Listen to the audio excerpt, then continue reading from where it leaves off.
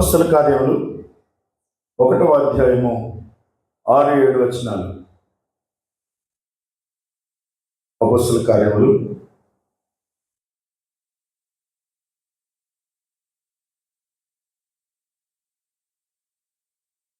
కాబట్టి వారు కూడి వచ్చినప్పుడు, ప్రభువా, ఈ కాలమందు ఇశ్రాయేలునకు రాజ్యమును మరలా అనుగ్రహించదవా అని ఆయన అడగగా, ఆయన కాలములను సమయములను తండ్రి తన స్వాధీనము ఉంచుకొని ఉన్నాడు, వాటిని తెలుసుకొనటం మీ పని కాదు. కాలములు, సమయములు, టైమ్స్ అండ్ సీజన్స్. కాలములు, సమయములు దేవుడు తన స్వాధీనంలో ఉంచుకున్నాడు అని రాయబడిన మాట ప్రకారం ఈ కాలములు, సమయముల గురించి బైబిల్ గ్రంథంలో అనేకమైన అద్భుతమైన విషయాలు మనం చూడబోతున్నాం. దేవుడు ఇశ్రాయేలులకు నియామక కాలములను నియమించాడు.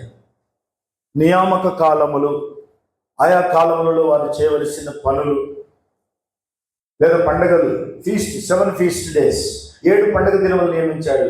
వాటి ప్రకారం చూస్తే అవి కొత్త నిబంధనలో సరిగ్గా అవన్నీ కూడా యేసుక్రీస్తులో నెరవేరే పండుగలు. యేసుక్రీస్తులో ఆ కాలములు నెరవేరుతున్నాయి. పస్కా పండుగ, పులియని రొట్టెల పండుగ, పస్కా పండుగ మొదటిది. అది యేసు ప్రభు యొక్క శిలువ మరణాన్ని సూచిస్తుంది. పులియని రొట్టెల పండుగ ఆయన మరణం, సమాధి చేయబడి ఆయన కుళ్ళిపోయినటువంటి శరీరాన్ని సూచిస్తుంది. ప్రథమ ఫలముల పండుగ, అది ఆయన పునరుత్థానం. మొట్టమొదట ఆయనే మరణము నుండి తిరిగి గెలిచిన వాడు. 4వది వారముల పండుగ, పెంతెకొస్తు పండుగ అంటారు దాన్ని.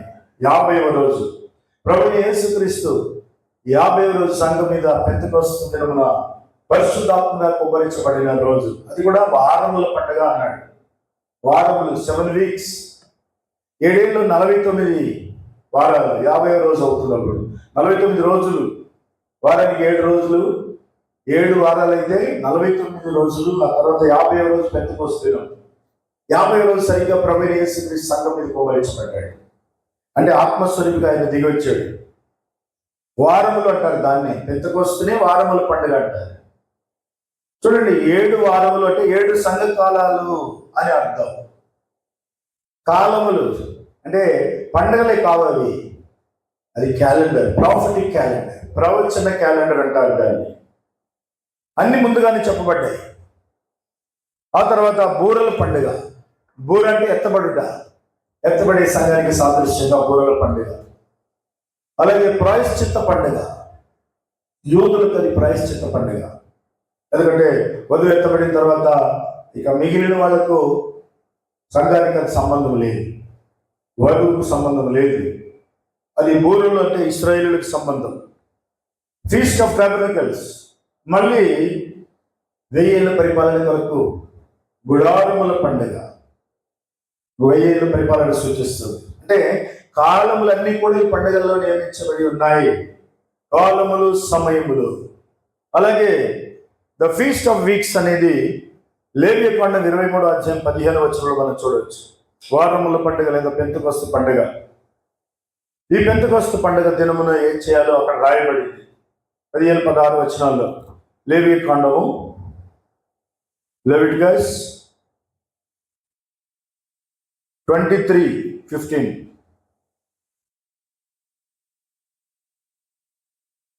మీరు విశ్రాంతి దినమునకు మరునాడు మొదలుకొని, అనగా అల్లాడించి పనును మీరు తెచ్చిన దినం మొదలుకొని 7 వారములు లెక్కింపవలెను.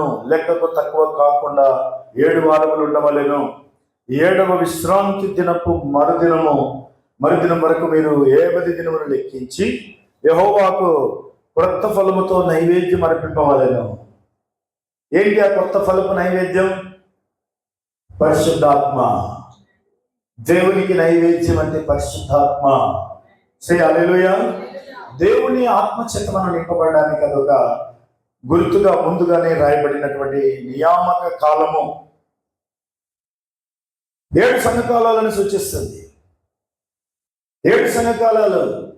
పెంతెకొస్తు పండుగ అయిపోయిన తర్వాత నెక్స్ట్ ఏమొస్తుంది? బూరల పండుగ వస్తుంది. బూరలు అంటే సంఘానికి అయితే అది ఎత్తబడుట, ఎత్తబడే బూర, కడబూరం రోగుతుంది. Last trumpet, కడబూరం రోగును. మృతులు అక్షయులుగా లేపబడుదురు, సజీవులైతే సజీవులుగా లేపబడతారు. పండుగలో నియామక కాలములలో దేవుని యొక్క క్యాలెండర్ ఉన్నది, ప్రాఫిటిక్ క్యాలెండర్, ప్రవచన క్యాలెండర్ ఉంది. అందులో 7 సంఘకాలాలు. ప్రవక్త వీటి మీద ఒక మంచి అవగాహన ఇచ్చాడు. 7 సంఘకాలాలు 3 దశలుగా ఉన్నాయి అన్నాడు. The age of martyrs, the age of reformation, the age of calling out. హతసాక్షుల కాలము కొంతకాలం, త్వైతైన సంఘం వరకు హతసాక్షులు. సార్డిస్, ఫిలదెల్ఫియా రిఫర్మేషన్, సంఘ సంస్కర్తల కాలము, అది 7 సంఘ కాలాల్లో భాగం. అలాగే the age of calling out, ఇప్పుడు లౌకిక సంఘకాలం, బయటికి పిలుచుచున్న కాలము. కాలింగ్ అవుట్, బయటికి పిలుచుట. దేవుడు మనల్ని అన్ని జనుల నుండి, సంఘములో నుండి బయటికి పిలుస్తున్నాడు. కాలింగ్ అవుట్, ఇప్పుడు పిలువబడుతున్న కాలం ఇది. అందరూ బయటికి రావాలి, సంఘ శాఖల నుండి బయటికి రావాలి, అబద్ధం నుండి బయటికి రావాలి. ఇప్పుడు పిలువబడుతున్న కాలం ఇది. The age of martyrs, the age of reformation, the age of calling out. ఈ 3 దశలుగా 7 సంఘ కాలాలు విభజించబడ్డాయి. మార్టియర్స్, హతసాక్షుల కాలం. అనేకులు హతసాక్షులైన కాలం అది. ఈ హతసాక్షులు ప్రభు అయిన యేసుక్రీస్తు కొరకు హతసాక్షులుగా మారిన వారు. హతసాక్షులైన వాళ్ళు ఎంతో మంది ఉన్నారు. వధువు వాక్యంతో ఉంటుంది.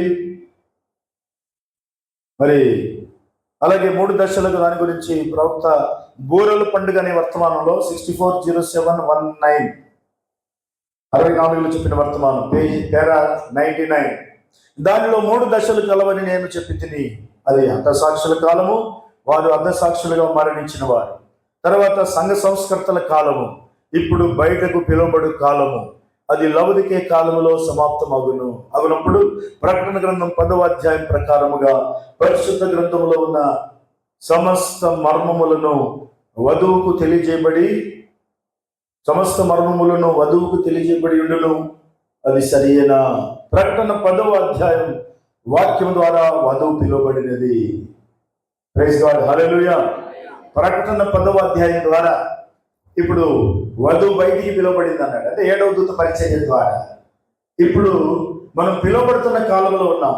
ఈ ప్రవక్త సొంత మాటలు కావు, ఈ దేవుని యొక్క ఆత్మ ద్వారా బయలుపరచబడిన వాక్యం ఇది. ప్రైజ్ గాడ్, హల్లెలూయా.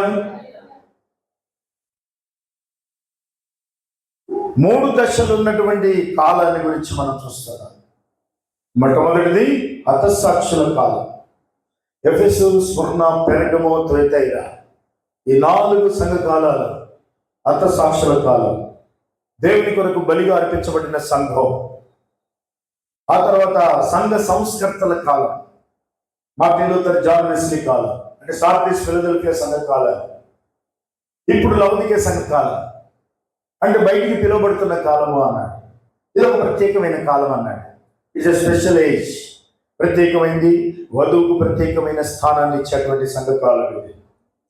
చూడండి, మూడు పండుగలు ఇటువైపు, 3 పండుగలు అటువైపు, మధ్యలో 4వ పండుగ పెంతెకొస్తు పండుగ, అక్కడి నుంచి అనగా వారముల పండుగ. అంటే 7 సంఘకాలాలను సూచిస్తుంది. 7 వీక్స్, 749 రోజులు, 50 రోజు పెంతెకొస్తు దినం. చూడండి, ఆ పెంతెకొస్తు పండుగ రెండు మనం గమనిస్తే బూరల పండుగ వరకు 7 సంఘకాలాలు. చాలా అద్భుతంగా ప్రవచన క్యాలెండర్ను దేవుడు సెట్ చేశాడు. ఇది దాగి ఉన్నటువంటి ప్రవచన క్యాలెండర్. కాలములు, సమయములు అందులో ఉన్నాయి. పెంతెకొస్తు నుండి బూరల పండుగ వరకు, ఎత్తబడే వరకు. బూరల పండుగ అంటే ఎత్తబడుట. మరి ఎత్తబడే సంఘ కాలం అనేది, ఎత్తబడే కాలం అనేది మనకు కనబడుతుంది. 3 కాలములు, ఈ ప్రత్యేకమైన 3 కాలముల గురించి అందులో మరి ఏజ్ ఆఫ్ మార్టియర్స్ చాలా ప్రత్యేకమైంది. ఎందుకంటే సంఘము హతసాక్షులయ్యారు. ఒకరు కాదు, ఇద్దరు కాదు, వందలు, వేలు, లక్షల సంఖ్యలో హతసాక్షులు. ఊచకొత భయపడ్డారు సంఘం. అయినా సంఘం అభివృద్ధి చెందింది. హతసాక్షులు అయినప్పటికీ వారు దేవుని విడిచిపెట్టలేదు. శ్రమ, సంఘం మీదకి గొప్ప శ్రమ వచ్చేది. పర్సిక్యూషన్ ఆఫ్ ద చర్చ్, సంఘము హింసించబడుట. అపొస్తలుల కార్యాలు 8వ అధ్యాయం మొదటి 3 వచనం చూద్దాం. బుక్ ఆఫ్ యాక్ట్స్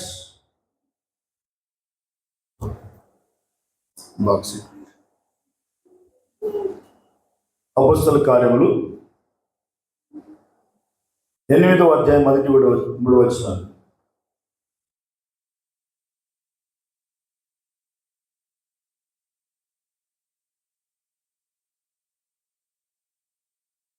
ఆ కాలమందు యెరూషలేములోని సంఘమునకు గొప్ప హింస కలిగినందున అపోస్తలులు తప్ప అందరూ యూదయ సమరయ దేశముల యందు చెదిరిపోయి, భక్తిగల మనుషులు స్టెఫనును సమాధి చేసి అతనిని గురించి బహుగా ప్రలాపించిరి. సౌలైతే ఇంటింట చుచ్చి పురుషులను స్త్రీలను విడుచుకొని పోయి చెరసాలలో వేయించి సంఘమును పాడు చేయుచుండెను. కాబట్టి చెదిరిపోయిన వారు సువార్త వాక్యమును ప్రకటించుచు సంచారము చేసిరి. సంఘం అయితే ఆ కాలం యెరూషలేములోని సంఘమునకు గొప్ప హింస కలిగింది అన్నాడు. ఈరోజు ప్రపంచం అంతటా సంఘానికి హింస కలుగుతుంది.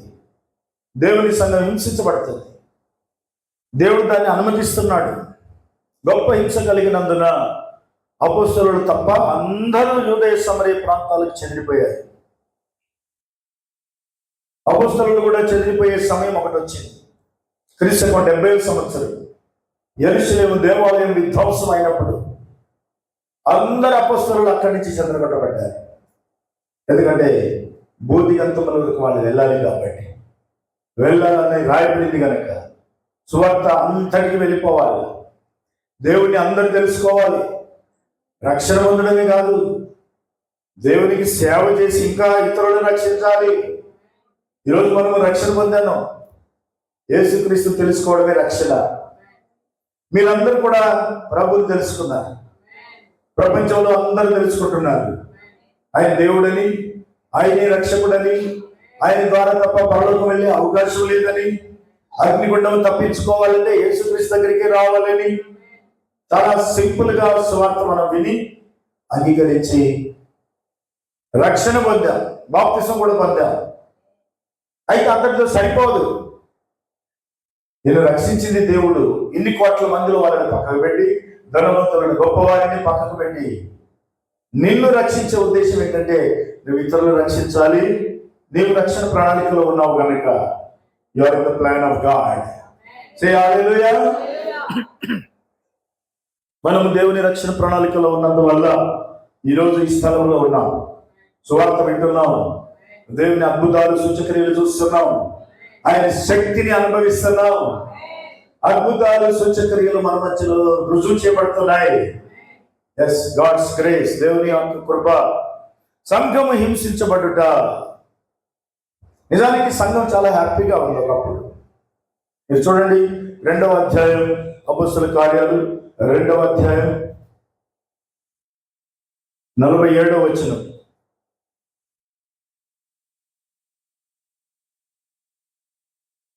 ఆనందముతోనూ నిష్కపటమైన హృదయముతోనూ ఆహారము పుచ్చుకొని చుండిరి, మరియు ప్రభు రక్షణ పొందుతున్న వారిని అనుదినము వారితో చేర్చుచుండెను. పెంతెకొస్తు దినము నుండి సంఘం చాలా హ్యాపీగా ఉంది.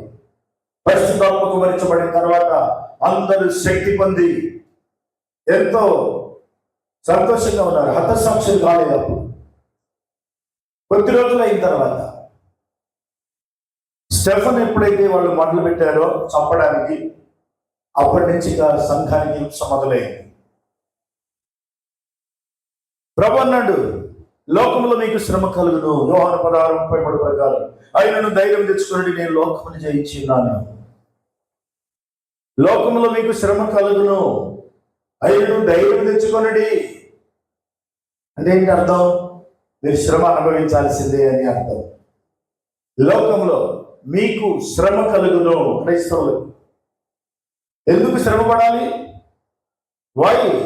కారణం ఏంటో తెలుసా? కొన్నిసార్లు అనిపిస్తుంది మనకు, అయ్యో దేవుడు శ్రమ పడ్డది కాక మనల్ని కూడా ఎందుకు శ్రమ పెట్టడం? నేను కూడా అనుకునేవాడిని, ఆయన కష్టపడ్డాడు, ఆయన శ్రమ పడ్డ తర్వాత మనం ఎందుకు శ్రమ పడాలి? మనం ఎందుకు కష్టపడాలి?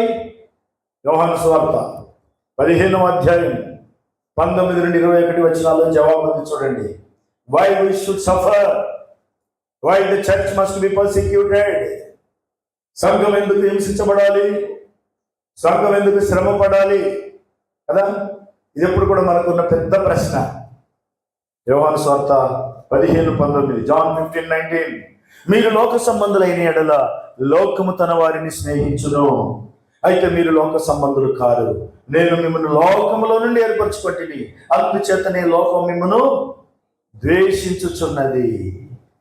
దాసుడు తన యజమాని కంటే గొప్పవాడు కాడని నేను మీతో చెప్పిన మాట జ్ఞాపకం చేసుకోనండి.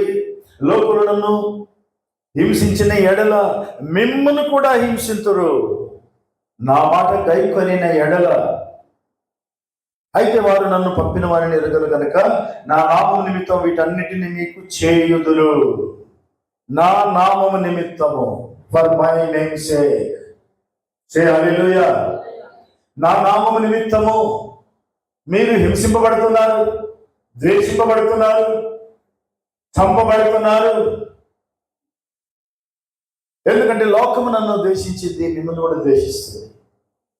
ఇది కారణం. రోమపత్రిక 8:36 Romans 8:36, ఇందును గురించి రాయబడినది ఏమనగా, నిన్ను బట్టి దినమెల్ల మేము వధింపబడిన వారము, వద్దకు సిద్ధమైన గొర్రెలమని మేము ఎంచబడిన వారము. ఆయనను మనలను ప్రేమించిన వాని ద్వారా మనము వీటన్నిటిలో అత్యధిక విజయం పొందుతున్నాము. మరణమైనను, జీవమైనను, దేవదూతలైనను, ప్రధానులైనను, ఉన్నవైనను, రాబోవునవైనను, అధికారులైనను, ఎత్తైనను, లోతైనను, సృష్టింపబడిన మరి ఏదైనను మన ప్రభు అయిన క్రీస్తు యేసు నందలి దేవుని ప్రేమ నుండి మనల్ని ఎడబాపనేరమని రూఢిగా నమ్ముతున్నాము. సంఘానికి హింస వచ్చిన తర్వాత సంఘం ఇంకా స్ట్రాంగ్ అయింది. స్టెఫెన్ చంపిన తర్వాత సంఘం మల్టిప్లై అయిపోయింది. వాడు చంపింది ఒక్కనే, స్టెఫెన్ అని ఒక 7గురిలో ఒకడు, 7 డీకన్స్ ఒకరిని చంపారు. కానీ వందలు, వేలు, లక్షల సంఖ్యలో సంఘం ఐక్యమైపోయింది. There was unity in the church. There was zeal for the church. సంఘం కొరకు వాళ్ళు, సంఘంలో గొప్ప ఉద్యమము, ఒక జీల్ అనేది వారి లోపల కనబడింది. ప్రైజ్ గాడ్, హల్లెలూయా. వాళ్ళందరూ ఏకముగా ఉన్నారు. ప్రభు అంటున్నాడు, లోకంలో మీకు శ్రమ కలుగును. నిజానికి కొంతకాలం సంఘం సంతోషంగా ఉంది. కానీ ఎప్పుడైతే స్టెఫెన్ చంపబడ్డాడో అప్పటి నుంచి ఇక చంపబడుట అనేది మొదలైంది. మత్తయి సువార్త 24:7-10 ప్రభు యేసు చెప్పాడు, లోకంలో మీకు గొప్ప శ్రమ వస్తుంది, మీరు భయపడకండి. మత్తయి సువార్త 24:6-7 మరియు మీరు యుద్ధములను గురించి, యుద్ధ సమాచారములను గురించి వినబోదురు. మీరు కలవరపడకుండా చూసుకుని, ఇవి జరగవలసినవి కానీ అంతం వెంటనే రాదు. జనం మీదికి జనం, రాజ్యం మీదికి రాజ్యము లేచును. అక్కడక్కడ కరువులు, భూకంపములు కలుగును. ఇవన్నీ వేదనలు ప్రారంభం. అప్పుడు జనులు మిమ్మల్ని శ్రమలు పాలు చేసి చంపెదరు. మీరు నా నామము నిమిత్తం సకల జనముల చేత ద్వేషింపబడుదురు. అనేకులు అభ్యంతరపడి ఒకరినొకడు అప్పగించి ఒకరినొకడు ద్వేషించురు. అభ్యంతరపడే వాళ్ళు కూడా ఉంటారు. బాబు, ప్రభు యేసుక్రీస్తును నమ్ముకుంటే కష్టం వస్తుంది. మనుషులు ద్వేషిస్తున్నారు, కుటుంబాలు ద్వేషిస్తున్నాయి, బంధువులు ద్వేషిస్తున్నారు, రక్త సంబంధులు ద్వేషిస్తున్నారు, అన్ని జనులు ద్వేషిస్తున్నారు. మళ్ళీ మా మతంలోనికి రండి అని పిలుస్తున్నారు. ఇలాంటివన్నీ వస్తాయి. కానీ ప్రభు చెప్పింది అదే. అనేకులకు అభ్యంతరాలు ఉంటాయి. కొంతమంది వదిలేసి వెళ్ళిపోతారు ఈ బాధ తట్టుకోలేక. చాలా మందికి ఆ కష్టం ఎక్కువైనప్పుడు, శ్రమ ఎక్కువైనప్పుడు, ప్రభుని యేసుక్రీస్తు నమ్ముకున్న కొద్ది రోజుల్లో ఇంకా ఎక్కువ శ్రమ ఉంటుంది, అపవాది దాడి ఎక్కువగా ఉంటుంది. కొత్తగా నమ్మిన వాళ్ళు, మేము ఒక సిస్టర్ అంటుంది, మేము దేవుని నమ్ముకుని 6 నెలలు అయింది, 6 నెలలకే మేము భరించలేనని కష్టాలు వచ్చాయి, ఇప్పుడు మళ్ళీ మేము వెనక్కి పోవాలని చూస్తున్నాము అన్నది. అంటే మీరు నమ్మలేదని నాకు అర్థమైందని చెప్పాను. అయ్యో, నమ్ముకున్నాము కానీ కష్టాలను బట్టి వెనక్కి వెళ్ళిపోవాలని చూస్తున్నాము. మరి బైబిల్ ఏం చెప్తుంది? ప్రభు ఏం చెప్పాడు? కష్టము నష్టము మీకు కనబడతాయి, శ్రమలు వస్తాయి, అయినా నా నామమును బట్టి మీరు ధైర్యంగా ఉండండి. అనేకులు అభ్యంతరపడి ఒకరినొకరు అప్పగించి ఒకరినొకరు ద్వేషించి వెళ్ళిపోతారని చెప్పాడు. మిగిలిన వాళ్ళే, నిలబడ్డ వాళ్ళే, గట్టిగా ఉన్న వాళ్ళే, వారే రేపు ఎత్తబడేవాళ్ళు. They that are strong in the Lord. ప్రభునందు బలముగా నిలబడ్డవారు ఎత్తబడతారు. అన్ని పరీక్షలకు కొట్టబడి అటుకొట్టి ఇటుకొట్టి స్ట్రాంగ్ అయిపోతారు. బలమైన సంఘంగా ఎదుగుతారు. కష్టము నష్టము శ్రమ అవమానము నిందలు ఎందుకు వస్తాయంటే మనల్ని స్ట్రాంగ్ చేయడానికి వస్తాయి. ఆమేన్.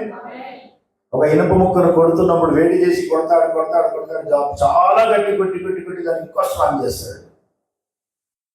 కొట్టబడటం వలన స్ట్రాంగ్. అవును, అనేక ఇబ్బందులు ఇరుకులు. మత్తయి సువార్త 10:17-22 వరకు, అలాగే మత్తయి సువార్త 23:34, మార్కు సువార్త 13:9-13, లూకా సువార్త 21:12, లూకా సువార్త 21:16-17. ఇవన్నీ కూడా ప్రభు ముందుగానే చెప్పిన మాటలు, లోకం మీదకి రాబోయే. ఇవన్నీ తెలిసి ఎవరు నమ్ముతారు? కష్టాలు వస్తాయంటే దేవుడు నమ్ముతారా ఎవరైనా? ఎవరు నమ్మరు. కానీ దేవుని రాజ్యం కొరకు ఇవి అవసరం. ఎందుకు అవసరం? మనకు అవసరం. అవి మనం నమ్మడమే ఎక్కువ. మనం అనుకుంటాం దేవుని నమ్మడమే ఎక్కువ, ఇంకా కష్టాలు ఎందుకు, నమ్మితే అన్ని బాగుపడతాం కదా. ప్రభునందు మనము మేలు పొందుతాం, స్వస్థత పొందుతాం, ఆశీర్వదించబడతాం, ఏదో గొప్పగా హ్యాపీగా ఉంటాం అనుకుంటే ఈ కష్టాలు ఏంటి బాబు? మనం అనుకునే భాష వేరు. హెబ్రీ పత్రిక 2:10 కారణాలు చెప్తాను. Why God is permitting. దేవుడు ఎందుకు మన జీవితంలో ఈ అవమానము, నిందలు, కష్టాలు, మనం వాటిని ఇష్టపడం, కానీ దేవుడు వాటిని ఇష్టపడుతున్నాడు. హీబ్రూస్ 2:10, హెబ్రీ 2:10, ఎవరి నిమిత్తం సమస్తమును ఉన్నవో, ఎవని వలన సమస్తమును కలుగుచున్నవో, ఆయన అనేకులైన కుమారులను మహిమకు తెచ్చుచుండగా వారి రక్షణకర్తను శ్రమల ద్వారా సంపూర్ణుడిగా చేయక ఆయనకు తగును. పరిశుద్ధపరచవానికి, పరిశుద్ధపరచబడి వారికి అందరికీ ఒకటే నీ మూలము. ఈ హేతువు చేతను వారిని సహోదరులను పిలుచుటకు ఆయన సిగ్గుపడక నీ నామమును నా సహోదరులకు ప్రచురపరచును, సమాజం మధ్య నీ కీర్తిని గానము చేతును అనెను. చూసారా? దేవునికి మహిమ కలుగును గాక. పరిశుద్ధపరచవారికి, పరిశుద్ధపరచబడి వారికి ఒకటే నియమం. ప్రభువైన యేసుక్రీస్తు శ్రమపడ్డాడు. ఆయన సంఘము కూడా వాళ్ళ జీవితాల్లో ఆయా సమయాలలో వచ్చిన కష్టాలు, వ్యాధులు, సమస్యలు ఇవన్నీ ఎందుకు వస్తాయి? దేవుని నమ్మకంటే ఇవి ఎందుకు వచ్చాయి? ఎక్కువగా శ్రమలు వచ్చినాయి అంటే నీతో దేవుడు ఎక్కువగా ఉన్నాడు అని అర్థం. God is with you. ఆమేన్. దేవుడు నీతో ఉన్నాడు. ఎందుకంటే పర్ఫెక్ట్ విల్ అక్కడ నెరవేరుతుంది. దేవుడు ఏం చెప్పాడో అదే నెరవేరుతుంది అన్నమాట. ఒకవేళ కొంతమంది సేవకులు అనేక ప్రాంతాల్లో చంపబడుతున్నారు, అది పర్ఫెక్ట్ విల్ కింద చంపబడుతున్నారు. వాళ్ళు దాని కొరకు నియమించబడితేనే చంపబడతారు.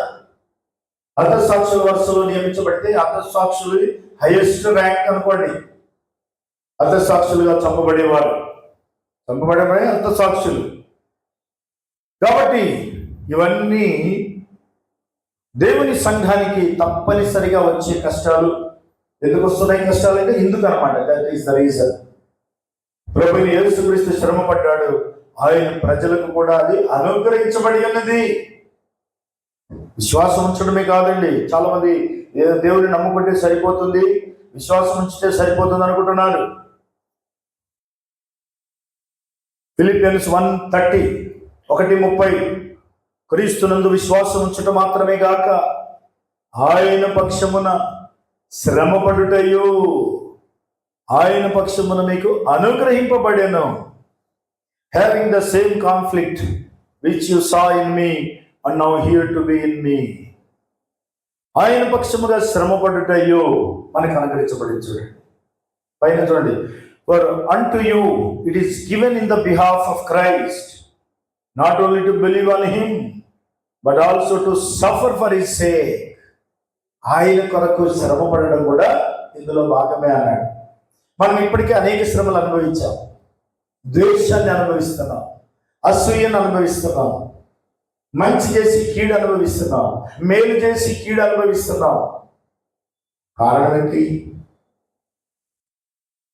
మనము క్రీస్తు యేసు మనసు కలిగి ఉండి ఆయన కొరకు మనం ఈ కొంచెం శ్రమ అయితే అనుభవించాలన్న ఆలోచన తేవాలని, క్రీస్తు కొరకు, ప్రభు కొరకు మనము ఒక శ్రమ, ఒక నింద, ఒక అవమానము భరించడానికి దేవుడు మనకు మనసు ఇచ్చి మనం ఆయన పక్షములో కొంత శ్రమ అనుభవించినప్పుడు ఆయన చిత్తం నెరవేరుతుంది కనుక. మిమ్మల్ని ఎవరైనా ద్వేషిస్తారు అనుకోండి, మనం వెంటనే 10 సార్లు ద్వేషిస్తాం. సహజంగా ఒక్కసారి ద్వేషిస్తే 10 సార్లు ద్వేషిస్తాం. ఒక దెబ్బ కొట్టి 10 దెబ్బలు కొట్టడానికి ట్రై చేస్తాం. కానీ ప్రభు పక్షముగా శ్రమలలో ఇదొక భాగం అని ఎప్పుడైతే గుర్తుపడతామో, ఆమేన్, అప్పుడు మనం ద్వేషించడానికి కాదు కదా, ఒక్క మాట అనడానికి కూడా ఇష్టపడం. ఎందుకు? దేవుని కొరకు ఈ ఒక్క శ్రమను నేను అనుభవిస్తున్నాను. ఎవరైనా దూషిస్తే దాన్ని అనుభవించడం, ద్వేషిస్తే అనుభవించడం, ఇవన్నీ కూడా ప్రభు కొరకు నేను ఈ ఒక్క శ్రమ అనుభవించలేదా? ఎందుకంటే ఆయన అనుభవిస్తేనే కుమారులు అన్నాడు, అనుభవిస్తేనే నాలో మీకు పాలు అన్నాడు. దీన్ని బట్టి ఈరోజు సంఘములో ఎవరైనా నన్నంటదా, అది కాదు, దేవుని అంటే ఆ నిందలో అవమానంలో నేను ఒక భాగమైనందుకు నేను సంతోషిస్తున్నాను. సఫరింగ్ ఓర్చుకోకపోతే నువ్వు క్రైస్తవుడే కాదు. మనం ఓర్చుకుంటేనే క్రైస్తవులం. నేను అట్టెట్ట ఓర్చుకుంటా అంటే నువ్వు అట్టెట్ట క్రైస్తవుడు. మరి no, you cannot be a Christian. నువ్వు క్రైస్తవుడు కావాలంటే నువ్వు ఓర్చుకోవాలి. అంటే నోరు తెరవద్దు. నోరు తెరిస్తే ఆ నోటిలో నుంచి భక్తి అంతా ఆగిపోయింది. స్టోరేజ్ ఉండదు భక్తికి, నిలవచ్చలేవు. ఆమేన్. అది మన జీవితంలో జరుగుతున్నది. దేవునికి స్తోత్రం కలుగును గాక. లూకా 21:17, లూకా సువార్త 21:17.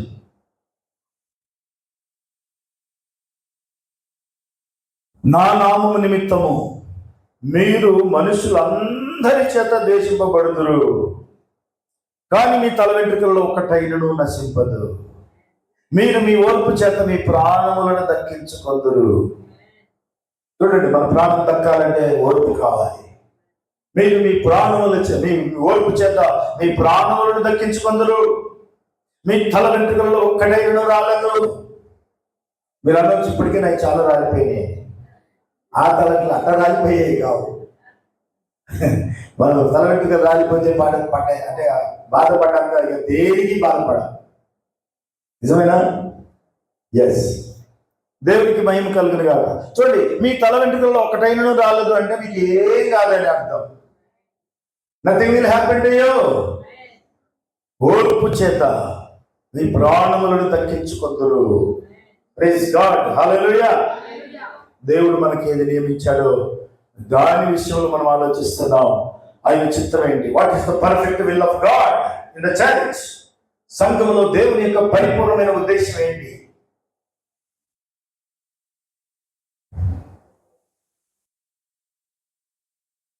మార్టియర్స్, హతసాక్షులు ఏంటి? రక్షణ పొందాల్సిన వాళ్ళు చంపబడే అవసరం ఏముందంటే హతసాక్షులు ఎవరెవరు హతసాక్షులు అయ్యారో చూస్తే మనకు అర్థమవుతుంది.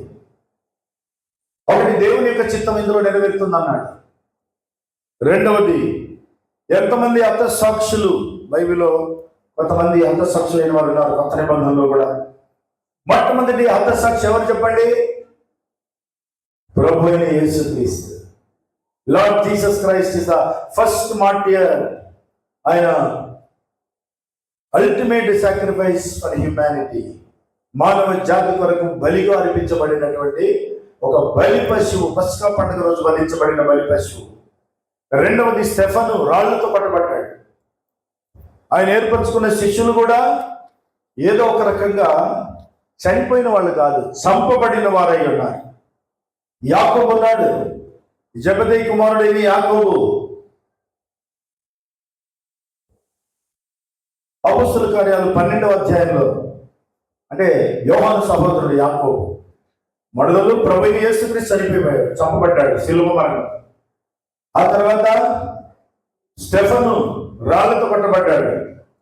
ఆ తర్వాత 12 మంది శిష్యుల్లో ఒకడైనటువంటి మొట్టమొదటి హతసాక్షి యాకోబు అపొస్తలుల కార్యాలు 12వ అధ్యాయం 1-2 వచనాల్లో యాకోబును చంపడానికి హేరోదు ఎంత ప్లాన్ చేశాడు మనకు తెలుసు.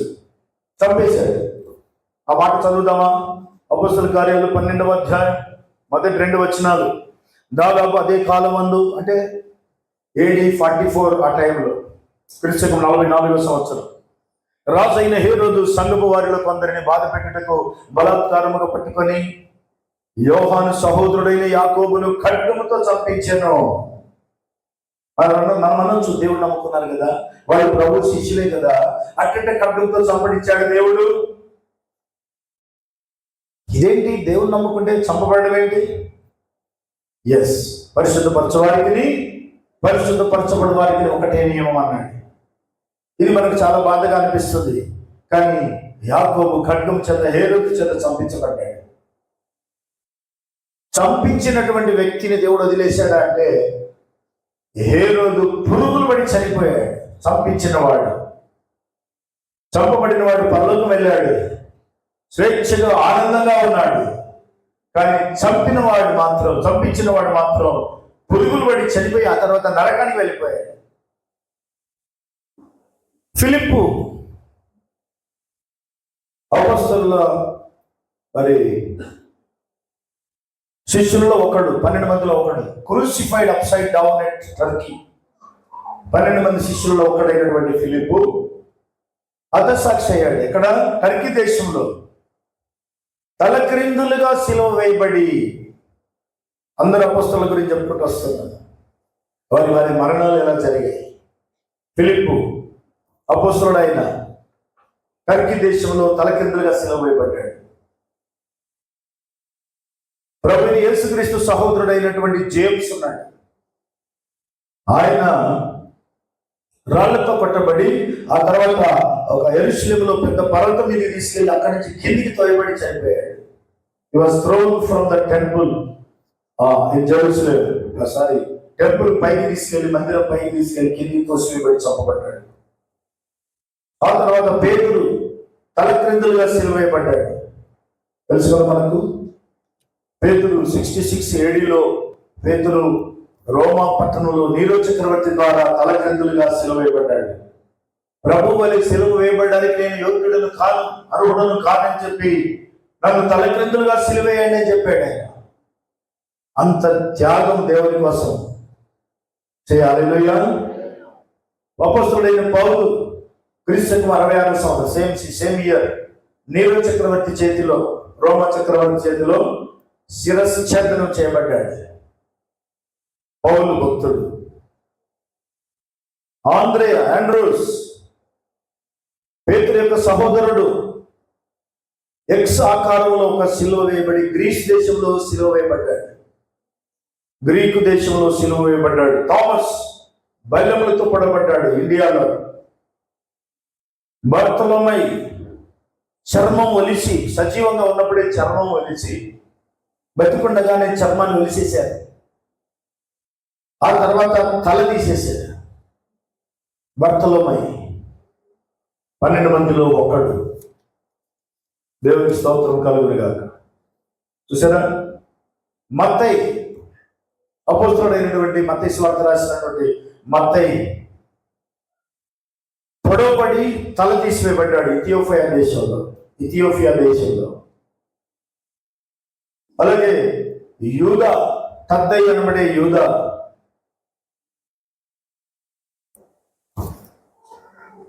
పత్రిక రాసినటువంటి యూదా beaten to death in Persia దేశంలో కొట్టబడి కొట్టి చంపేశారు. చనిపోయేదా కొట్టారట. ప్రభు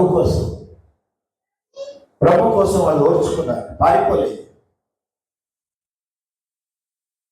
జలోతీయుడైన సిమోను, ఆయన వన్ ఆఫ్ ద డిసైపుల్స్, 12 మందిలో, crucified or sawn in half in Persia. Persia దేశంలో రంపంతో 2 ముక్కలుగా కోయబడ్డాడు.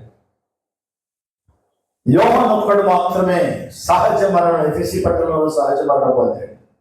12 మంది శిష్యులలో యోహాను శిష్యుడై ఉన్నాడు. ప్రకటన గ్రంథము, యోహాను సువార్త, యోహాను 3 పత్రికలు ఇవన్నీ రాసినటువంటి యోహాను సహజ మరణం, ఎఫెసీ పట్టణంలో సహజ మరణం పొందుకున్నాడు. వీళ్ళందరూ కూడా అంత సాక్షులే. మత్తయి సువార్త 16:25, మత్తయి సువార్త 16:25 వచ్చిన ప్రకారం ఏం జరిగిందో చూడండి.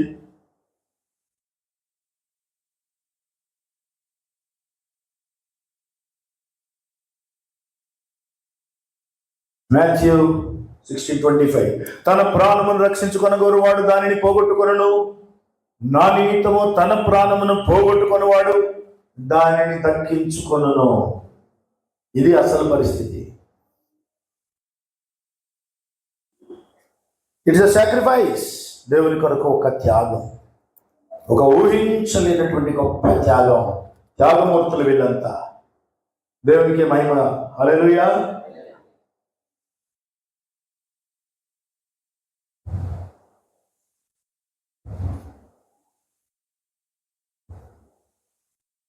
క్రైస్తవ జీవితం శ్రమలతోనే పుట్టింది. ఒక మాట చెప్పాలంటే పుట్టుకతోటే శ్రమలు. క్రైస్తవ జీవితం శ్రమలతోటే ముగుస్తుంది.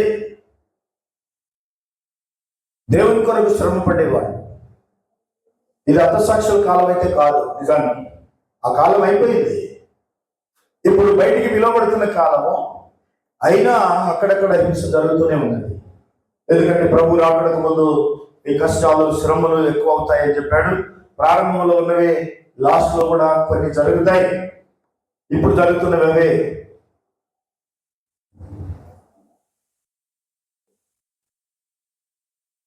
ప్రకటన గ్రంథం 4వ అధ్యాయం, అంటే ప్రవక్త చెప్పిన వర్తమానంలో 60:1-3:1 60వ సంవత్సరంలో చెప్పిన ఒక కోటు గురించి చూద్దాం. ఆయన ఏం చెప్పాడు.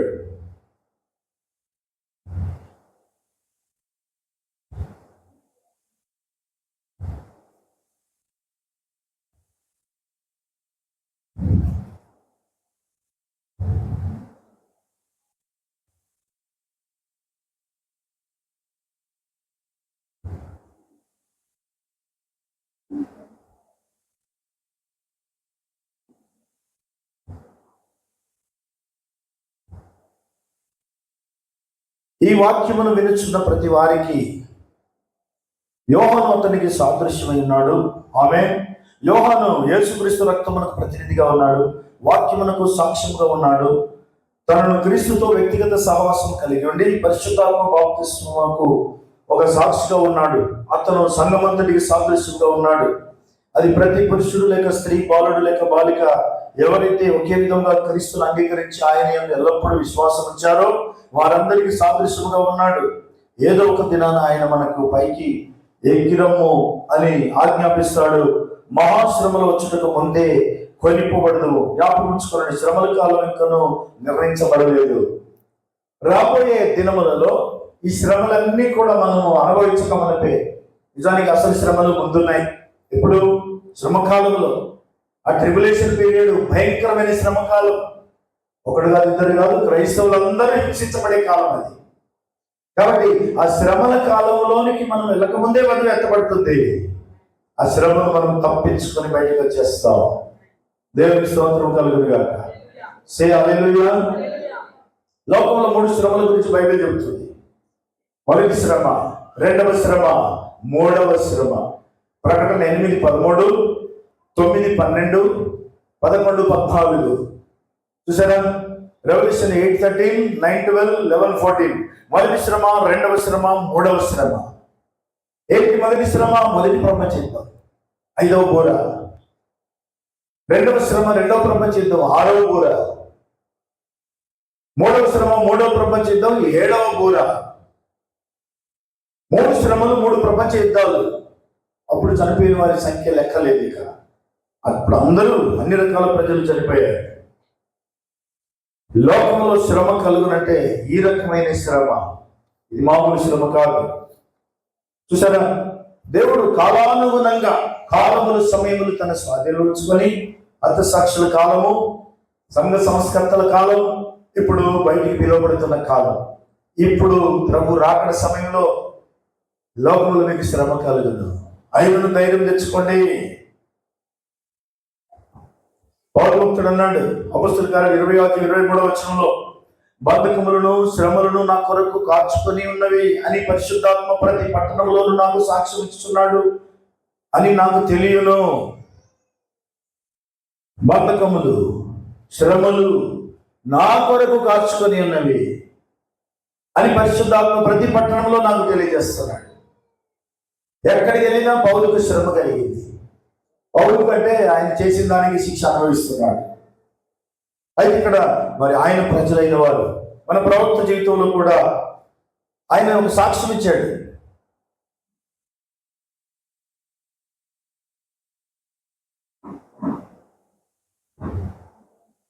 ఒకరోజు పుత్ర స్వీకారం నంబర్ 3 అనే వర్తమానంలో 60-05-22M అంటే మార్నింగ్ మెసేజ్.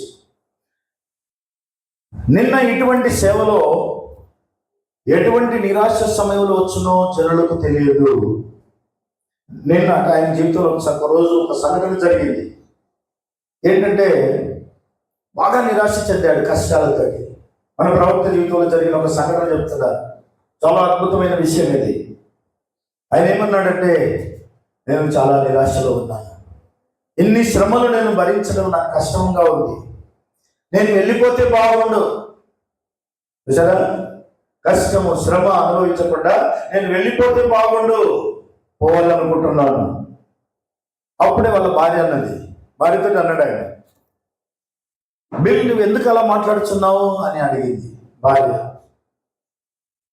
కొన్నిసార్లు అంటారు, నేను దస్తే పోతాయి ఈ కష్టాలు, లేదా నేను దస్తే పోతాయి ఇవన్నీ ఆగిపోతాయి, లేదా నేను పోతే అన్ని మీరు అందరు నెమ్మది పెట్టారంటారు కదా. పోతారు కానీ కొంచెం ఆగండి, ఇప్పుడే పోవద్దు. ఇప్పుడో పోయేటప్పుడు పోతే అయిపోద్ది, మరి ఇప్పుడే పోవాలని ఎందుకు ఆశపడతారు? చూడండి, దేవుని కొరకు ఒకవేళ ఏదైనా కష్టం ఎదురైతే అది ప్రభు కొరకు నేను అనుభవిస్తున్నానని మీరు ఫీల్ అవ్వండి. అప్పుడు మీకు కష్టం అనిపించదు అది, ఎందుకంటే మీరు దేవుని కొరకు ఓర్చుకుంటున్నారు కాబట్టి. ఆమె ప్రవక్త అంతటి వాడు వాళ్ళ భార్యతో అంటున్నాడు, ఓ నేను వెళ్ళిపోతే బాగుండు, నేను ఈ కష్టాలు భరించలేను, ఓ ఇక్కడ నాకు శ్రమలు తప్ప మరి ఏమీ లేవు అన్నాడు ఆయన. శ్రమలు తప్ప నా జీవితంలో ఇంకేమీ లేదు, అంత రోజు కష్టమే. అంత గొప్ప ప్రవక్తకు శ్రమలు ఎందుకుంటాయని మనకు అనిపిస్తుంది. ఆయన ఒక ప్రార్థన చేస్తే అన్ని పోతాయని. దేవుడు వాటి గుండానే తీసుకుపోతున్నాడు ఆయన. అప్పుడు పరిశుద్ధాత్మ ఆయనతో చెప్పింది, అప్పుడు పరిశుద్ధాత్మ నాతో ఇట్లు చెప్పినట్టు నాకు వినబడినది. ఏమని? నీవు వాటిని తప్పించుకొని చూచుచున్నావా, నీవు వాటిని ప్రయత్నించుచున్నావా అని ఒక స్వరం వినబడిందట. కష్టాలు శ్రమలు తప్పించుకోవాలని చూస్తున్నావా, వాటిని దాటిపోవాలని, వాటిని అనుభవించకుండా ఉంటే బాగుండు అని నువ్వు అనుకుంటున్నావా అని ప్రశ్న అడిగింది పరిశుద్ధాత్మ. ఆ స్వరం వినబడ్డప్పుడు, లేదు, వాటి మధ్యలోనే నన్ను నిలబడనివ్వు. మాట మార్చాడు చూడండి, వాటి మధ్యలోనే నన్ను నిలబడనివ్వు, వాటిని ఎదుర్కొననిమ్ము అన్నాను. చూసిరా, పరిశుద్ధాత్మ నాతో మాట్లాడిన మాట అది అని ప్రవక్త అంటున్నాడు. వాటిని తప్పించుకోవాలని చూస్తున్నావా? కష్టం వచ్చినప్పుడు, శ్రమ వచ్చినప్పుడు వాటిని దాటిపోతే బాగుండు అనుకుంటున్నావా? తప్పించుకోవాలని చూస్తున్నావంటే అర్థం ఏంటి? నువ్వు అనుభవించాల్సిందే అని అర్థం. The voice of Holy Ghost, పరిశుద్ధాత్మ స్వరం అది, పరిశుద్ధాత్మ యొక్క స్వరం. దేవునికి స్తోత్రం, హల్లెలూయా. శ్రమలు అనేవి ఈ రేంజ్లో ఉంటాయని మనకు అర్థమవుతుంది. ప్రాణం కూడా పోతే బాగుండు అనుకున్నంతగా.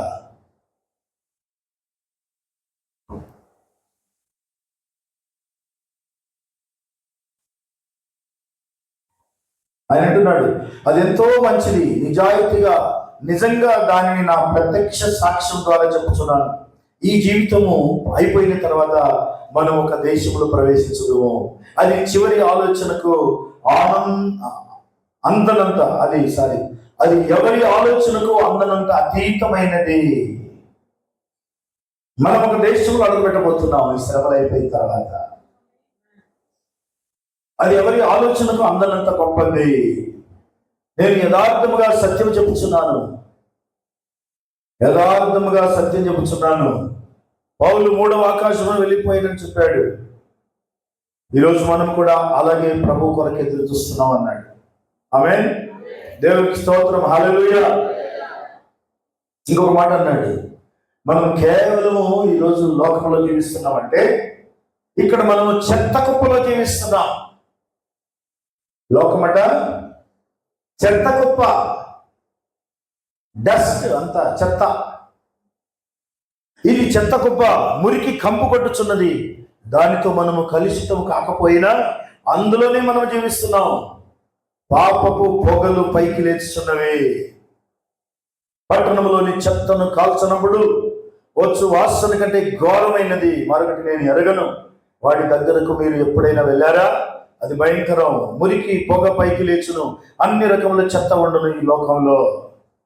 నీ ఒక్కసారి అది పీల్చినచ్చో నీ ఆరోగ్యం అంతా చెడిపోతుంది. అంటే ఈరోజు మనం లోకంలో చెత్త కుప్పలో ఉన్నాం. వరల్డ్ పెంట దిబ్బ, ఈ లోకం అంత చెడిపోయిన లోకంలో మనం ఉన్నాం. అంత కలుషితమైన లోకంలో మనం ఉన్నాం. మరి లౌదికే సంఘకాలంలో వచ్చేటప్పటికి ఎఫెసు సంఘకాలం నుంచి కొట్టుకొచ్చిన చెత్త అంతా ఈ లౌదికే సంఘకాలంలో కుప్పలుగా మేల్కొనిపోయింది. ప్రజలు ఎందుకు ఇంత నీచంగా ఆలోచిస్తున్నారు? ప్రజలు ఎందుకు ఇంత ద్వేషంతో ఉన్నారు? Why people are against the children of God? ఎందుకు? కారణం ఏంటంటే ఆ చెత్త అంతా ఇక్కడికి వచ్చి కొట్టుకొచ్చింది. లౌకిక సంఘకాలంలో చేరిందంతా. అందుకే అందరూ వికృతంగా ఉన్నారు. ఎవరిని చూడండి భిన్నంగా ఉంటారు. మంచితనం ఉండదు, మనుషుల విలువ తెలియదు, మంచితనం అనేది కనబడకుండా ఉన్నారు. వాళ్ళకు నచ్చకపోతే వాళ్ళు ఏమైనా చేయడానికి ఇష్టపడుతున్నారు. అదొక సొదొమ గొమొర్రా. ఈ ప్రపంచం సొదొమ గొమొర్రాల వల్ల మారిపోయింది. మనం ఇలాంటి లోకంలో ఉన్నాం. అంటే ఎంత జాగ్రత్తగా ఉండాలి. లోతు సొదొమలో ఉన్నప్పుడు ఎలా భయంతో వణుకుతూ ఉన్నాడు, అలా ఉండాల్సిందే, తప్పదు. చూసారా, ఈరోజు ప్రపంచం యొక్క స్థితి అది.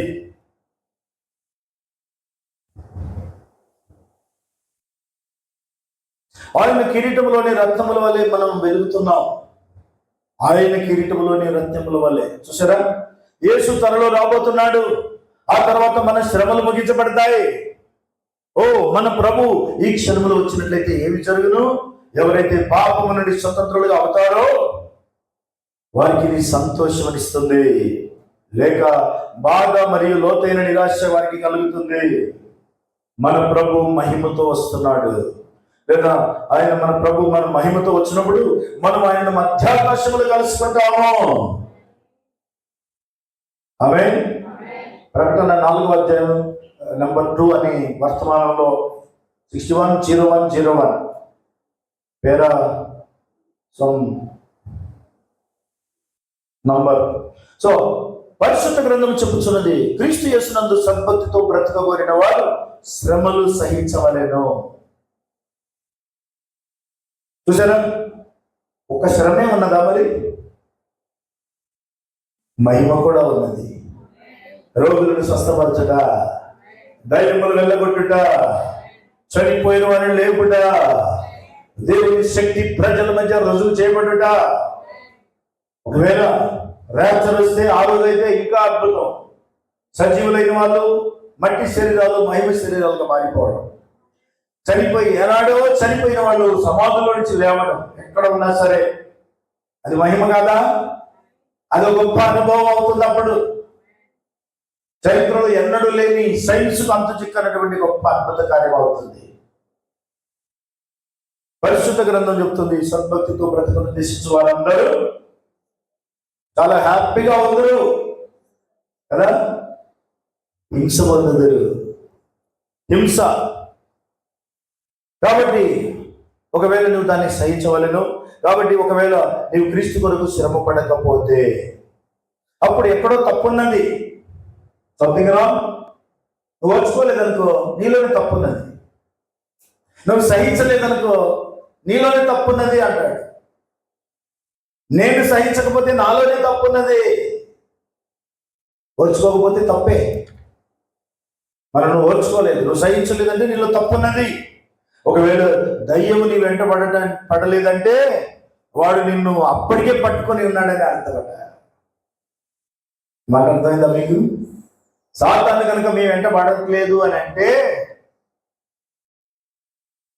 వాడు అప్పటికే మిమ్మల్ని పట్టుకొని ఉన్నాడంట. ఇంకేం వెంటబడతావు? పట్టుకొని ఉంటే మనం హ్యాపీగా ఉన్నాం అనుకునే వాళ్ళని పట్టుకొని ఉన్నాడు అనమాట. వాడు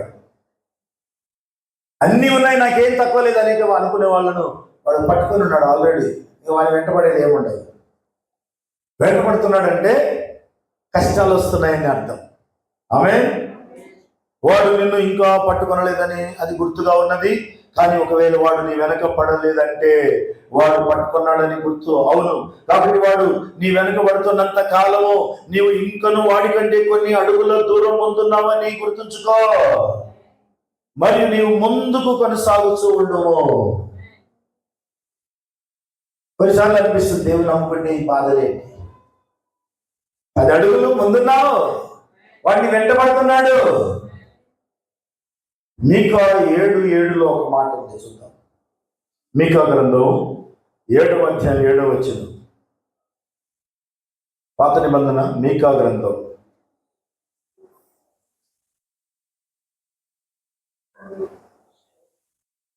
'అయినను యెహోవా కొరకు నేను ఎదురు చూచెదను, రక్షణకర్తయగు నా దేవుని కొరకు నేను కనిపెట్టుకుని అందును. నా దేవుడు నా ప్రార్థన ఆలకించును. నా శత్రువా, నా మీద అతిశయింపబడ్డు. నేను క్రింద పడినను తిరిగి లేతును. నేను అంధకారమందు కూర్చున్నను, యెహోవా నాకు వెలుగుగా ఉండును. హల్లెలూయా. నా శత్రువా, నా మీద అతిశయించవద్దు. సాతానా అతిశయించకని ఒక పాట రాశాను నేను ఒకప్పుడు. సాతానా అతిశయించకు, కొండలెక్కి గంతులేయకు, నేను కింద పడినను తిరిగి లేతును. ఆమేన్. ఎస్, మనం కింద పడ్డా తిరిగి లేస్తాం, పడిపోయినా లేవనెత్తబడతాం. మన దేవుడు మనతో ఉన్నాడు కనుక మనం పడిపోయినట్టు కనబడతాం, కానీ దేవుడి చేతిలో ఉన్నాం. సే హల్లెలూయా. నా దేవుడు నా ప్రార్థన ఆలకించును. That's all. It's a warning to that devil. మన దేవుడు మన ప్రార్థన అంగీకరిస్తాడు. ఇది లేఖనం అన్నమాట కాదు, కాబట్టి అది నెరవేరిపోతుంది. దీన్ని బట్టి మనకు అర్థమవుతుంది మన దేవుడు మన ప్రార్థనలు వింటున్నాడు. సే ఆమేన్.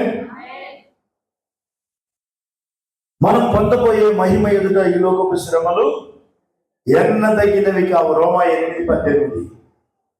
పొందబోయే మహిమ ఎదుట ఈ లోకపు శ్రమలు ఎన్నదగినవి కావు. దేవుని సంఘం ఈరోజు అనేక చోట్ల నిందించబడుతుంది, అవమానించబడుతున్నది, ద్వేషింపబడుతున్నది. కానీ పొందబోయే మహిమ ఎదుట ఈ లోకపు శ్రమలు ఎన్నదగినవి కావంటున్నాడు. 1 పేతురు 1:7. బంగారం కొలిమిలో పుటం వేయబడినప్పుడు అది ఇంకా మెరుస్తుంది, అలాగే మీ విశ్వాసం ఈ శ్రమల కొలిమిలో పుటం వేయబడినప్పుడు అది గొప్ప మహిమకు పరిశుద్ధపరచడానికి కారణమవుతుంది. 1 పేతురు 1:13 అంటాడు, మీకు తేబడు ఆ కృప విషయమై, మీ కొరకు తేబడే ఆ కృప. ఏం కృప? పైనుంచి కృప తేబడుతుంది. చూడండి, 1 పేతురు 1:13. 1 Peter 1:13. కాబట్టి మీ మనస్సును నడుము కట్టుకొని నిబ్బరమైన బుద్ధి గలవారై యేసుక్రీస్తు ప్రత్యక్షమైనప్పుడు మీకు తేబడు కృప విషయమై సంపూర్ణ నిరీక్షణ కలిగి ఉండండి. ఆయన వచ్చినప్పుడు, ప్రభు వస్తున్నాడు, ప్రభు వచ్చినప్పుడు ఆయన తీసుకొచ్చే కృప విషయమై సంపూర్ణ నిశ్చయిత కలిగి ఉండుడి. యేసుక్రీస్తు ప్రత్యక్షమైనప్పుడు మీకు తేబడు కృప. ఎస్, దేవుడు మనకు కృప తీసుకొని వస్తున్నాడు. యేసుక్రీస్తు బయలుపరచబడి దినం, ప్రత్యక్షపరచబడి దినం, ఆయన తిరిగి వచ్చే దినము దగ్గరలో ఉంది అని దాని అర్థం. మనం ఇంకా త్వరపడుతున్నాం, ప్రభు వస్తున్నాడు. హల్లెలూయా. ఇప్పుడు మనం బయటకు పిలువబడే కాలంలో ఉన్నాం. సే ఆమేన్. ఈ కాలంలో కూడా మనం బోధించే బోధకు వ్యతిరేకత ఉంటుంది, కష్టం ఉంటుంది, ఒకరోజు చికాగోలో వందల కొలది వాక్య పరిచారకులు కూడినప్పుడు కూటమిలో అక్కడ మరి చికాగో కూటమిలో నేను చెప్పాను, ఇప్పుడు ఏదో ఉన్నట్లు మీరందరూ మాట్లాడుకుంటున్నారు, మీరు నన్ను ఇక్కడ ఏదో చేయించున్నాము అని అనుకున్నారు. ఇప్పుడు ఇంచుమించు ఇది ఈ గదిలో ఉన్నట్లుండేను. నాకు విరోధంగా ఉన్న కార్యం ఏమిటి అని నేను అడిగాను. చూడండి, ప్రభుత్వం మీద కొంతమంది డిబేట్ పెట్టడానికి వచ్చారు, ఆయనకు విరోధంగా మాట్లాడడానికి వచ్చారు. వచ్చినప్పుడు నేను వెళ్ళాలా వద్దా అని అడిగాడు. అనుకుంటున్నాడు మనసులో, ఎందుకంటే యేసుక్రీస్తు నామం గురించి, యేసుక్రీస్తు నామంలో బాప్తిస్మం గురించి, తండ్రి కుమార పరిశుద్ధాత్మ నామం యేసుక్రీస్తే అని ఆయన బోధించిన బోధలన్నీ కూడా తప్పు అని రుజువు చేయాలని చాలా మంది సేవకులు వచ్చారు ఆయన మీద. అయితే వచ్చిన తర్వాత ఎవరైనా ఒక్క మాట కూడా పలకలేదు. అది మీకు అందరికీ తెలుసు.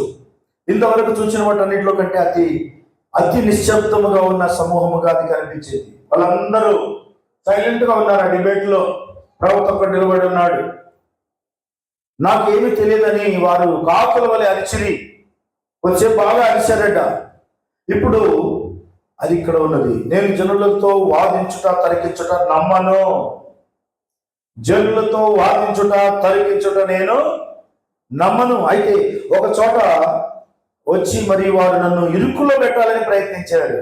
నా అంతట నేను వెళ్ళలేదు. అయితే అచ్చటికి వెళ్ళు, నేను నీతో నిలిచి ఉండేదను అని పరిశుద్ధాత్మ నాతో చెప్పాను.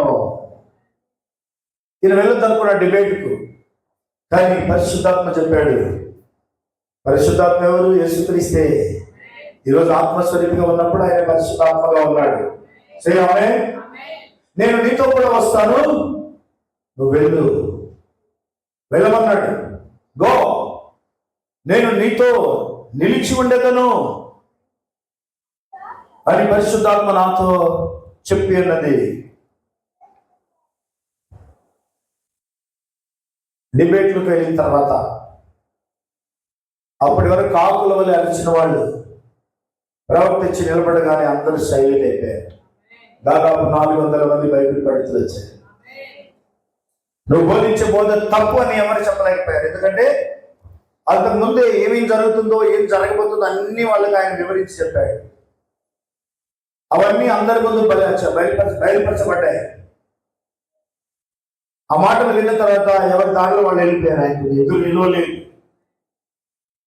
ప్రతిసారి కూడా ఇదే జరిగింది. అంటే పరిశుద్ధాత్మ మీద లేదా తండ్రి కుమార పరిశుద్ధాత్మ అనే బిరుదుల మీద, ఆ తర్వాత యేసుక్రీస్తు నామం మీద వాళ్ళు నీకు విరోధంగా మాట్లాడతారు. ఈ మూడు ఒక్కటే, ఒక దేవుని యేసుక్రీస్తు నామమే నిజము అని నువ్వు చెప్పే బోధ వాళ్ళు వ్యతిరేకిస్తారు. నువ్వు వెళ్ళొద్దని నువ్వు అనుకుంటున్నావు, కానీ నువ్వు వెళ్ళు అని చెప్పాడు. Go, you stand for the truth. సత్యం కొరకు నిలబడు, నేను నీతో నిలబడతాను అన్నాడు. ఈరోజు మనం సత్యం కొరకు నిలబడితే దేవుడు మనతోనే ఉంటాడు. ఎవరికైనా నిరభ్యంతరంగా, ముఖ్యంగా మన సంఘ శాఖల సహోదరులకు చెప్పండి, యేసుక్రీస్తే నిజం, యేసుక్రీస్తే సత్యం, యేసుక్రీస్తే దేవుడు అని చెప్పండి. ఆమేన్. పరిశుద్ధాత్మ నాతో చెప్పిన మాటలని చాలా ఉన్నాయి. ఆయనతో చెప్పినవి. ఒకసారి వైఎంసీకి వెళ్ళాడు విలియం బ్రెన్హామ్. అదేంటి, ఈ వైఎంసీఏ కాదు, మీరు ఇది అనుకుంటున్నారు, ఫిన్లాండ్. అది ఫిన్లాండ్ లో వైఎంసీఏ ఉన్నది. వైఎంసీఏకి అందరు వెళ్తున్నారు. అక్కడ ఒక వసతి ఏంటంటే, అక్కడ ఫిన్లాండ్ లో అక్కడ ఉన్న వైఎంసీఏలో నేను ఆశ్చర్యపోయాను. ఆయన వైఎంసీకి వెళ్ళాడండి. స్నానాలు చేస్తారన్నమాట. ఒక పద్ధతి ఉంది, ఒక స్నానం చేసే పద్ధతి. అక్కడి ప్రజలు సబ్బు వాడరు. అప్పట్లో సబ్బు వాడేవాళ్ళు కాదు. సబ్బు వాడకపోతే మనం ఏమనుకుంటాం, అమ్మాయి ఎంత మురికోళ్ళు అనుకుంటాం. ఏదో ఒక రకమైన పిండి వాడతారు శుభ్రం చేయడానికి. వైఎంసీఏలో ఉన్న ఒక వసతి ఏంటంటే, ఒక ఫెసిలిటీ, రూమ్స్ ఉంటాయి, బాత్రూమ్స్. లేడీస్ వచ్చి జెంట్స్ కు వీపు రాస్తారు. అది కూడా ఒక చిన్న టవల్ చుట్టుకొని వస్తారు. అయితే ఆ విషయం చెప్పాడు చూడండి. ఫిన్నిష్ స్నానం తొట్ల యుద్ధకు వారు మమ్మల్ని తీసుకొని వెళ్తున్నప్పుడు చెప్పిరి, మేము YMCA యుద్ధకు వెళ్ళితిమి, మేము స్నానం చేయటకు వెళ్ళి ఉన్నాం. అది చాలా ప్రసిద్ధమగు ఫిన్నిష్ స్నాన విధానం. ఇంతకుముందు దాన్ని నేను ఎరగను, చాలా చక్కగా ఉండును. YMCA యుద్ధకు వెళ్ళిచున్నాము కదా, చాలా బాగుండని నేను తలంచాను. కానీ అక్కడికి నేను బయలుదేరినప్పుడు పరిశుద్ధాత్మ నాతో ఇట్లా చెప్పాను, నీవు అక్కడికి వెళ్ళరాదు. పరిశుద్ధాత్మ యొక్క సలహా మనకెంతో మేలుకరము.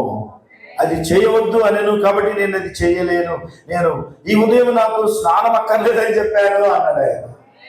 ఎందుకంటే వాళ్ళందరూ వడికేశారు. ఎందుకంటే అక్కడ స్త్రీలు స్నానం చేయిస్తారు పురుషులకు. ఇదేంటి ఇంత భయంకరంగా చేస్తున్నారని అడిగాడు ఆయన.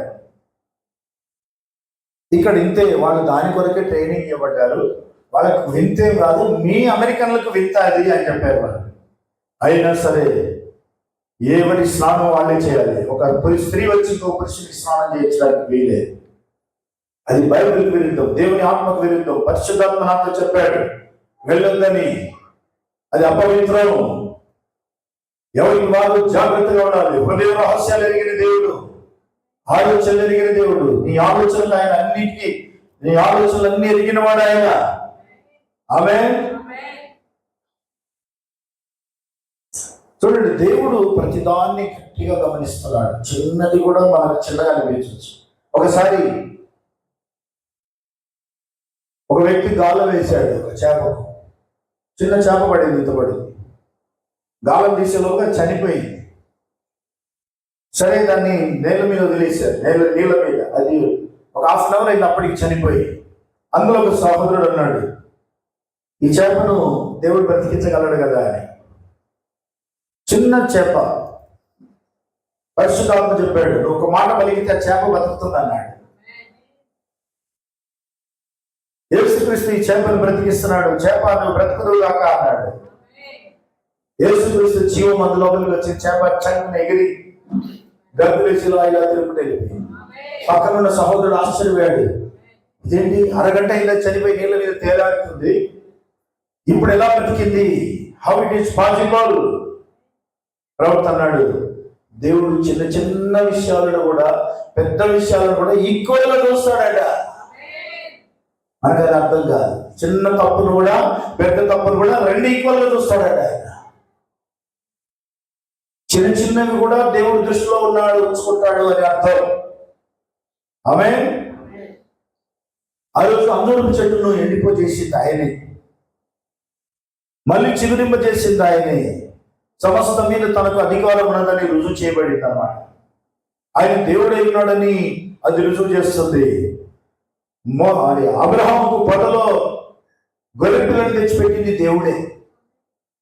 ఉడతలు లేని కాలంలో ఉడతలు ఉన్నాయని సాతాను ఆయనకు విస్తారమైన ఉడతలు ఇక్కడ ఉంటాయని చెప్పాడట ప్రవక్తకు.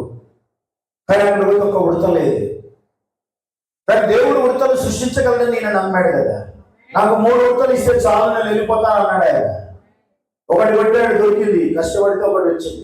ఉడతలు ఉండే కాలం కాదు, ఉడతల స్థలము కాదు. 2వ ఉడత కావాలి. 3 కదా అడిగింది, 2వ తెచ్చింది. 2వ దాన్ని పెట్టాడు. ఇక చాలు పొలం అనుకుంటున్నాడు.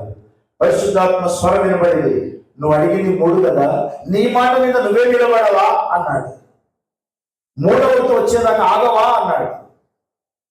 అన్నప్పుడు 3వ ఉడత కూడా వచ్చేసి దాన్ని కొట్టాడు. ఆ 3 తీసి లోపల వేసుకున్నాడు. దానికి 3 అడిగినావు కదా, 3వ ఉడతను అడిగింది. ఉడతలు లేని కాలంలో, ఉడతలు లేని స్థలంలో దేవుడు 3 ఉడతలను పుట్టించాడు. క్రియేటర్ యేసుక్రీస్తు 3 ఉడతలను పుట్టించాడు. Is the creator of the creation. ఆమేన్. చూసారా, చిన్న చేపనైనా, చనిపోయినవని లేపడమైనా, పెద్ద మనుషులు లేపడమైనా దేవునికి అవి చిన్న చిన్న కార్యాలే, అన్ని సమానమే. దేవుని స్తోత్రం, హల్లెలూయా. దేవుడు మనం చేయనదంతయు, మనం చెప్పునదంతయు ఆయన పట్టించుకొనును. ప్రతి దానిని ఆయన చూచును. ఆయన అన్నిటి మీద శ్రద్ధ కలిగి ఉన్నాడు. చూసారా, ఆయన మాట పలకగా అది తిరిగి సజీవమగును. ఆయన అన్నిటినీ శ్రద్ధగా చూచుకొనును. ఆయన దేవుడు. మనము చేయనదంతయు, మనము చెప్పినదంతయు ఆయన పట్టించుకొనను. ప్రతి దానిని ఆయన చూచును. మన దేవుడు చెప్పిన మనం ప్రార్థన చేసి దేవుడు వింటున్నాడో లేదో అనిపిస్తుంది. ఎందుకంటే ప్రార్థనకి జవాబు రాకపోతే. కానీ దేవుడు ప్రతి ప్రార్థన వినును, మనము చెప్పున్నదంతయు వినును, మనము చేయనిదంతయు చూచును. నువ్వేం చూస్తున్నావో ఆయన నిన్ను చూస్తున్నాడు, నువ్వెటు చూస్తున్నావో ఆయన నిన్ను చూస్తున్నాడు, నువ్వేం చేస్తున్నావో ఆయన చూస్తున్నాడు. ఈ చాలదా మనిషి భయపడడానికి, మనిషిలో భయం పుట్టడానికి ఇది చాలదా? చూసారా, మనలో ఈ భయం కావాలి. ఇది దేవుని భయం. The fear of the Lord. Say hallelujah. దేవునికి స్తోత్రం కలుగును గాక. లోకంలోనికి శ్రమలు వస్తాయి, కానీ వధువైకి ఎన్నుకొనబడింది ఆ శ్రమల నుంచి తప్పించబడుతుంది. చాలా మంది ప్రశ్న గందరగోళమును మొదట చూడండి. అన్ని జనుల దినములు గతించిపోయినదని నేను చెప్పినాను, శ్రమలు వచ్చును. అన్ని జనులు నేను బైబిల్లో చూడలేదు. అన్య సంఘమును కాదు, కానీ అన్య వధువును గురించి చెప్పుచున్నాను. అన్య సంఘము శ్రమల గుండా వెళ్ళును. చూడండి, వధువు ఎన్నుకొనబడినది, వారు ఎత్తబడుదురు, వారు మార్పు పొంది లోకములో నుండి కొనిపోబడుదురు. ఆ తర్వాత మరి మనం ప్రభు దగ్గరికి వెళ్ళిపోదు. కాబట్టి రాబోయే శ్రమ కాలం నుండి వధువు తప్పించబడబోతుంది, వధువు సిద్ధపడుతుంది. వధువు వాక్యము రెండు ఒకటై ఉన్నాయి. వధువులో వాక్యం నెరవేరుతుంది, వధువు వాక్యము జీవిస్తుంది. హల్లెలూయా. ఇంకొక మాట అన్నాడు, యేసుని మేల్కొల్పుటని వర్తమానంలో బ్రదర్ కుమార్, బ్రదర్ నోయల్, ఈ రాత్రి మన హృదయ పూర్వకమైన విజ్ఞప్తి ఏమిటి? మన విజ్ఞప్తి ఏమిటి? యేసుని మేల్కొల్పుట. ఆమేన్. నీ చుట్టూ శ్రమలు చుట్టుకొని ఉంటే ఇప్పుడే ఆయనను రంగం మీదకి తీసుకొని వద్దాం, యేసుని మేల్కొల్పుదాం. ఎందుకనగా ఆయనను మనము మనతో కలిగి ఉన్నాం. నిశ్చయముగా ఆయన మనతో ఉన్నాడు. గతంలో ఎలా అయితే ఉన్నాడో మరి ఎప్పుడును ఆయన అలాగే ఉన్నాడు. ఆయన గురించి చెప్పబడిన, ఆయన చేత రుజువు చేయబడిన వాక్య లేఖనములను వారు చూచి ఉన్నారు. పెంతెకొస్తేలమున వాళ్ళు చూసిన అనుభవాలు, అద్భుతాలు ఈ రోజు కూడా ఆయన చేయగలడు. ఆమేన్. ప్రతిదీ ఆయనకు పరిశుద్ధాత్మ చెప్పడం, ఇది చేయాలి, ఇది చేయకూడదు. ఆత్మ నాతో చెప్పారు, పరిశుద్ధాత్మ నాతో ఇలాగ చెప్పారు, పరిశుద్ధాత్మ నాతో చెప్పి ఉన్నాడు, అతడికి నీవు వెళ్ళవద్దు, సరే చేయవద్దు, వెళ్ళవద్దు, ఫలానా చేయొద్దు.